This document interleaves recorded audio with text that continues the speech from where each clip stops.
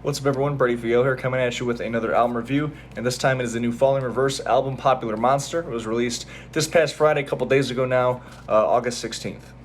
You know, I'm one of the few people, maybe one of the only people, that actually will review this album and listen to this album like a full album, because I'm not the biggest fan of this band, and I haven't been keeping up with every single that's been dropped over the last, 5 years ago was the first single, I believe. Obviously, I've heard some parts of songs and snippets here and there, but I haven't been actively checking out each single as they've been released. So I do actually view this as an album rather than kind of a singles compilation, as I've seen other reviewers talk about. Ronnie Radke, though, is one of those people where I feel like, despite being a musician, he's in so many headlines for anything but his music. Whether it's his outspoken opinions or his random beef with other musicians, the dude is just always making headlines, and he's kind of gained a reputation of being somewhat of a douchebag. But if you ask me, he's kind of a genius.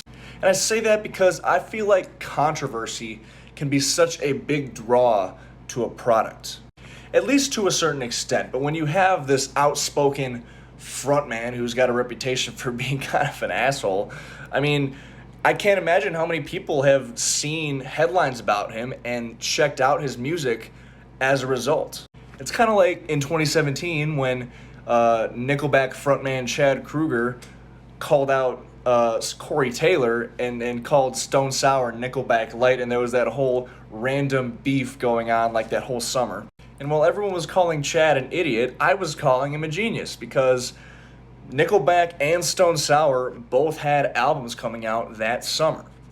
That little beef probably gained both albums a huge amount of listeners. But in that case, if you ask me, both of those albums had the music to back it up. I actually really enjoyed both of those albums, Feed the Machine and Hydrograd. So the question here becomes, will Ronnie Radke and Falling in Reverse have the music to back it up? And I have been listening to this album quite a bit the last couple days. I've been listening to it at work, on my commutes, at the gym, just listening to it solely to listen to it and kind of pick it apart where I can actually focus on it. And all I have to say is, that's a lot of time listening to music that I'll never get back. And I'm a little disappointed just because I wanted to like this album. Like, I wanted to start reviewing this album and talking to you all, my viewers, and I wanted to say, yeah, he's got the music to back it up. But I can't. I just can't do it. The single worst thing about this album is that literally every single idea on here is unoriginal. There's not a single original idea on this entire fucking record. It isn't just the fact that this album is pretty much the poster child for octane core nowadays, but it is the, again, lack of original ideas, the immaturity, the disingenuousness, the serious lack of diversity among the tracks, and the ever so blatant radio pandering. Let's get into the specifics, though, like which songs and which parts of the songs annoy me the most and are the best examples of all these flaws that this album has. Let's look at the song Bad Guy, which is one of the few songs on here that wasn't a single. Notice how Ronnie Radke is singing in the same fucking cadence, literally the entire song. You pair that with the painfully predictable and gimmicky lyrics, this song is unlistenable for me. He also completely over-exaggerates his pop punk or emo inflections in his vocal delivery. I think we can agree, even if you do like this song or this album, that when he sings, "I'm the bad guy," that's not really how his voice sounds. Just so fucking cringy. The song All My Life with Jelly Roll is one that I find to be just a bit jarring, just because he's singing, like, lyrically, this song is just Ronnie, like, feeling sorry for himself. Like, it's just, these are some, like, super depressing lyrics, yet the song has such, like, an upbeat, like, happy-go-lucky vibe to it. Although, side note, I actually do think Jelly Roll sounds pretty good on this song. I think he does have a pretty good singing voice, but it can't save this song. Zombified and the title track Popular Monster are two songs that have been all over the radio at this point, so I feel like I don't even have to talk about them very much. The edges of this song are just completely trimmed. The production is so polished yet neutered at the same time.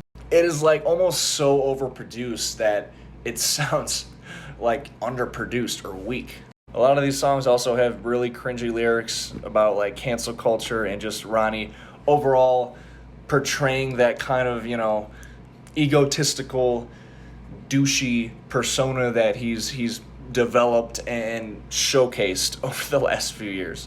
But it just makes the songs and the album so difficult to take seriously. Like I said earlier, I kind of, oddly enough, respect how he uses that as kind of a marketing tactic for his music, but when he actually does it in his music, that's where I get turned off a little bit.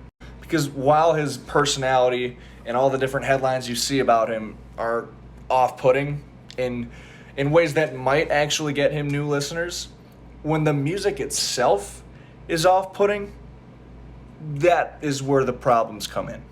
And some of these songs almost come off like diss tracks of some sorts. Like No Fear is a good example of that. And Trigger Warning, the title track, Bad Guys, Zombified, all these songs are just so lyrically just immature, which again makes them so difficult to take seriously. They also have the track Ronald on here. He literally named a track after himself, which is the, heavy song on the record because, there has to be a heavy song on here, right? I really fucking hate when these radio metalcore bands, these octane core bands, have a track on their albums that are just like so obviously pushed to be the heavy track, so like they could say that they have a heavy track on the album. It's just so disingenuous, and the song itself reflects that, unfortunately. The song is just a hot mess. It is the epitome of identity crisis. The song, in my opinion, has the exact same problem as on the new Bring Me the Horizon record. They had a track on there called Amen, which also had, I think, 2 or 3 features on it. These two tracks have the exact same problem, which is that they're just having an identity crisis. These songs don't know what they're supposed to be. They're just hot messes. If you're curious about my thoughts on the Bring Me the Horizon record, definitely check out my review of it. But moving on with this record, I think really the only musical part on this album that I think is somewhat good is actually the first track, Prequel. Even though it is like mostly a rap song, it does feel very climactic and epic sounding. It feels like it's a crescendo, and those background like choir, like I don't want to say chant vocals, but those group vocals that kind of like pulsate throughout the end of that song specifically, they do sound really full and again epic and climactic sounding. But the lyrics kind of ruin it for me again. Like case in point, when he has that line where he says he escaped his fate, which is of course a reference to his former band Escape the Fate, which like he left that band so long ago. I feel like the only reason that lyric's in this song is because he didn't know what else to put there for lyrics. It just shows how like lyrically uninspired these songs are. Like none of these songs I think are at all relatable. Maybe All My Life could be a little bit because it doesn't just sound like it's blatantly coming from Ronnie's point of view. But all in all, this is an album that I definitely will not be returning to. And it's a shame because I really did want to. I wanted to be the one guy that was advocating for this album and saying it was good despite whatever controversy Ronnie decides to spew up. But unfortunately, I just couldn't do it. This album was just so not good that I just couldn't advocate. I can't advocate for any part of it. This album gets a 6 out of 30 for me. As always, thank you guys very much for watching. Feel free to subscribe for more rock and metal related content. I would love to hear your thoughts on this album below. If you liked it, please tell me why. I'm always open to discussion and debate and criticism. And yeah, that's about it. Thank you guys very much for watching, and I'll see you guys next time. Peace.